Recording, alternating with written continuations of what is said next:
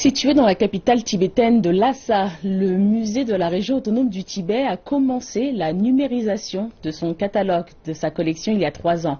Et afin de commémorer samedi dernier la journée du patrimoine culturel national de Chine, le musée a organisé une exposition présentant aux visiteurs de magnifiques pièces typiques de la région. Fondé en 1999, le musée de la région autonome du Tibet était le premier musée moderne de cette région, situé dans le sud-ouest de la Chine. Le musée se targue d'avoir une collection de plus de 520 000 pièces, mais les recherches scientifiques et les explorations archéologiques ont été mises entre parenthèses en raison d'un système de catalogage dépassé.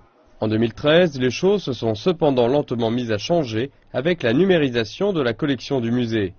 La même année, le Tibet démarrait une enquête de 3 ans pour recenser les reliques culturelles transportables de la région. Les documents incluent une liste de détails allant du nom de l'objet, la catégorie à laquelle il appartient, son époque, jusqu'à sa texture, taille et ses conditions de préservation, ainsi que des photographies et des numéros d'identification.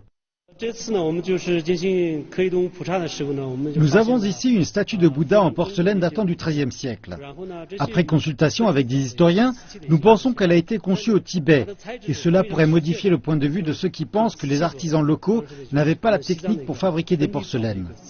Selon les responsables du musée, plus de 100 000 objets culturels ont été documentés pour le moment.